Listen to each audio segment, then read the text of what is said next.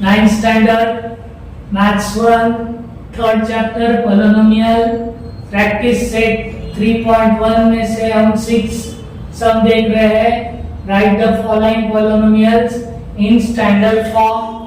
तो हमें दिया है m³ + 3 + 5m।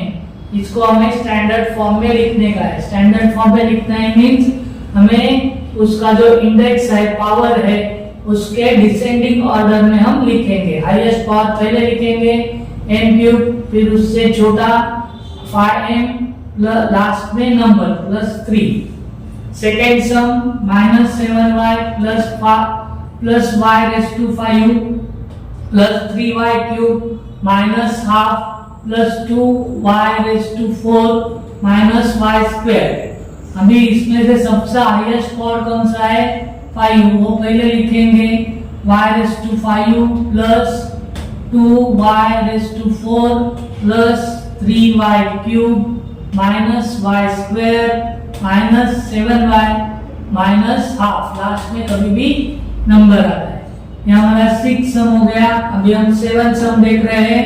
Right the following polynomials in coefficient form. हमें क्या लिखने का? उसका कोएफिशिएंट। कोएफिशिएंट मींस जो वेरिएबल रहता है उसके आगे जो नंबर रहता है उसको हम क्या कहते हैं?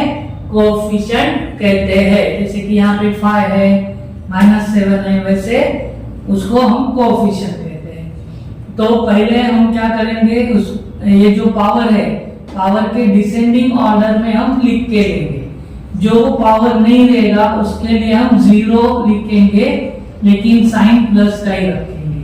तो x³ के बाद डायरेक्ट नंबर है, मींस बीच में स्क्वायर और पावर 1 नहीं दिया है, इसलिए पहले हम वो स्टैंडर्ड वो कोएफिशिएंट फॉर्म में लिख के लेंगे। x³ + 0x² + 0x - 2 ये हो गया हमारा कोएफिशिएंट फॉर्म।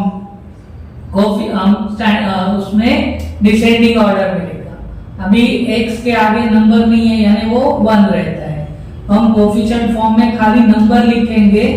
प्लस का साइन है तो नहीं लिखेंगे, माइनस है तो लिखेंगे। तो 1 0 0 -2 ये हमारा कोएफिशिएंट फॉर्म है। ये हमारा फर्स्ट सम हो गया। सेकंड सम में हमें 5y दिया है। 1 के बाद क्या आता है? 0, यानी नंबर आता है। नंबर नहीं है यानी 0, सो 5y + 0। y का कोएफिशिएंट है 5 और ये 0, ये हो गया 5y का कोएफिशिएंट फॉर्म। सेकेंड सम हो गया। थर्ड सम में हमें दिया है 2m⁴ - 3m² + 7। पहले हम उसके कोएफिशिएंट फॉर्म में लिख के रखेंगे 2m⁴ + 0m³ क्योंकि क्यूब नहीं दिया है, -3m² + 0m + 7। अभी हमें कोएफिशिएंट लिखने का है इनका। तो कोएफिशिएंट मींस वेरिएबल के आगे जो नंबर है वो लिखने का है।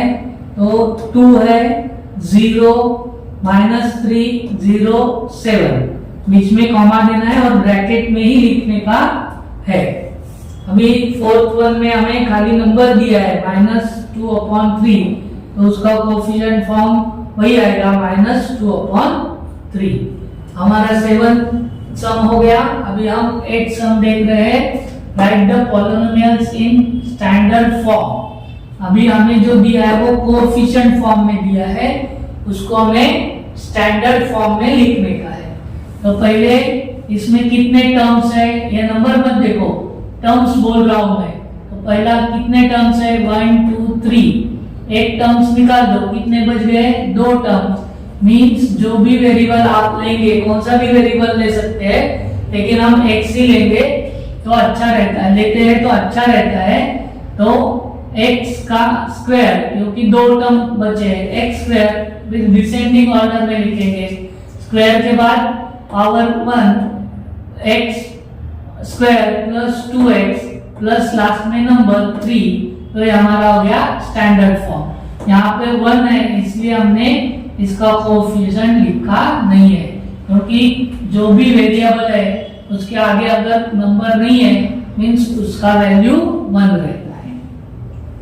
Second sum 5 0 0 0 -1। तो पहले हम कोएफिशिएंट फॉर्म में x वेरिएबल लेके लिखेंगे।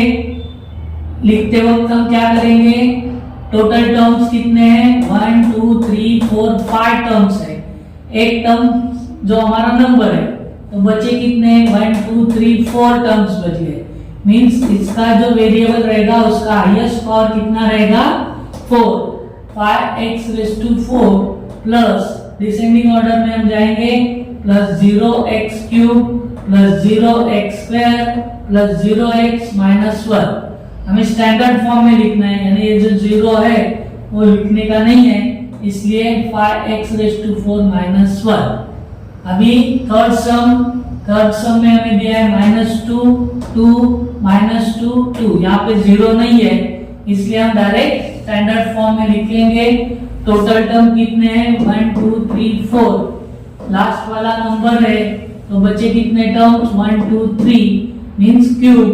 तो -2x³ plus 2x² -2x plus 2, ये हमारा स्टैंडर्ड फॉर्म है।